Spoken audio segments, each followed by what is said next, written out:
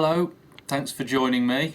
I thought today we'd talk about a couple of my favourite stamps, the penny black and the penny red. I've also brought along some nice seahorses and a pound PUC, but it's always the penny black I come back to. It was the stamp I desired most as a young collector, and the more you study them, the more there is to discover.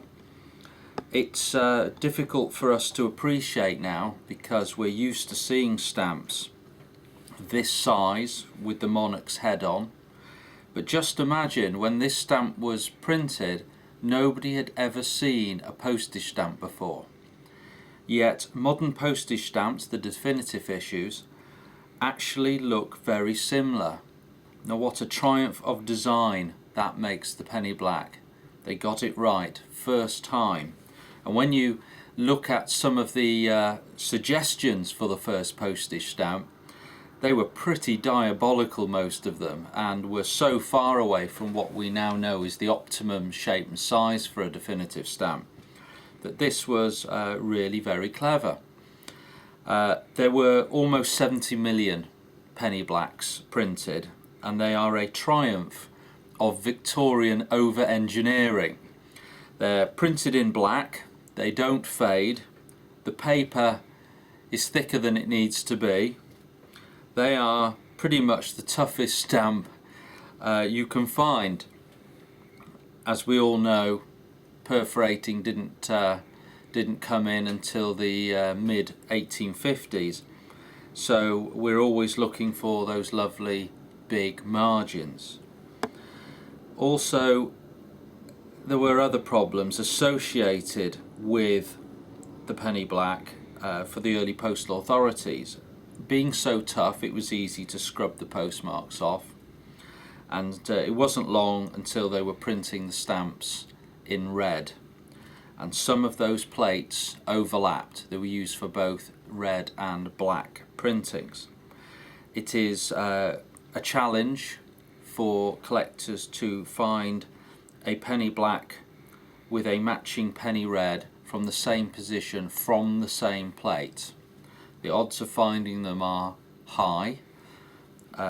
The extra it puts on the value of them doesn't really reflect it, so it makes them quite good things to purchase, in my opinion.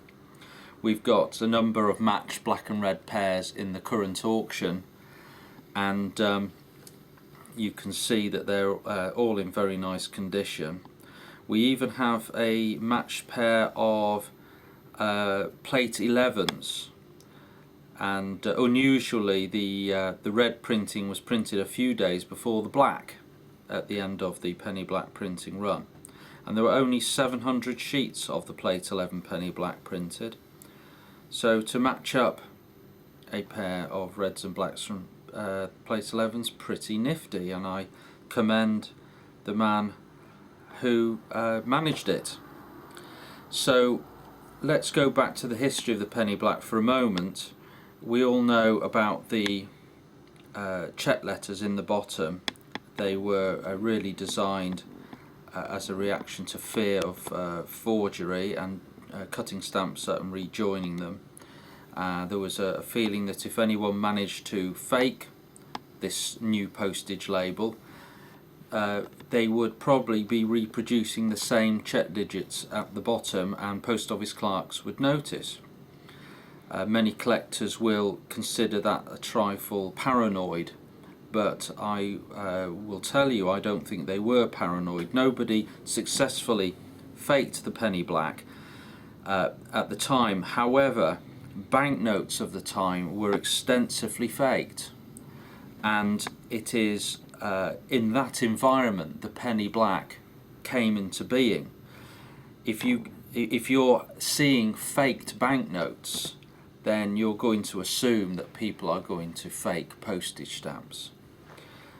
In fact, many banks in England were in serious trouble because of the amount of forgery and passing of fake banknotes, which a lot of people were hung for. The Scottish banks actually honoured their faked banknotes, and consequently the Scots trusted paper money more than the English, but that's just a side thing. So it was into that environment that the anti-forgery devices with the beautiful engine turn background, the check digits and the watermark in the paper came into being. So that's just a little bit about the penny black and the matched penny reds. There's plenty of information out there if it interests you. Before we wrap this up, I'd just like to show you a couple of George V seahorse stamps.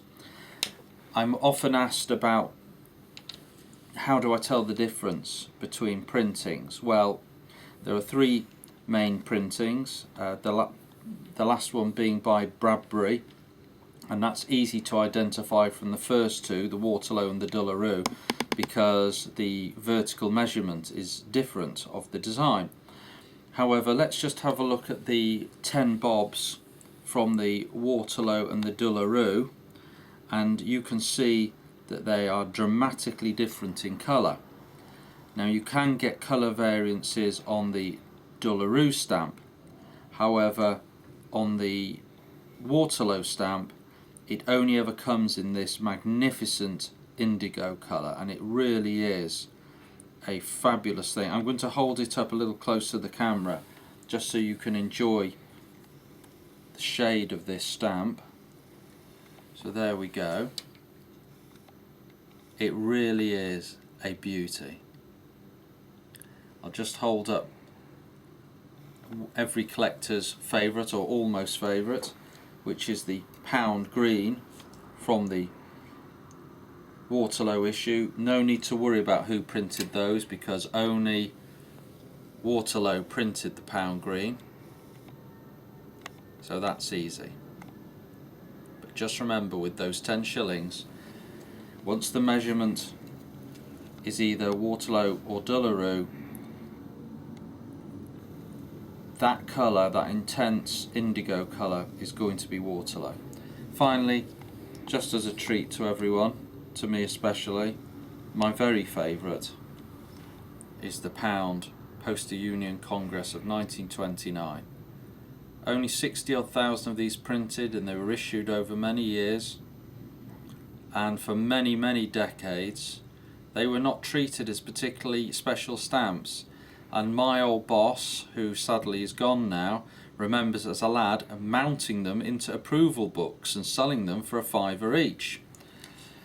But now, of course, they're not easy to get hold of. Many collections don't have them, and it is a thing of beauty. Anyway, I'm going to stop rambling about British stamps now. Thanks very much for joining us, and see you next time.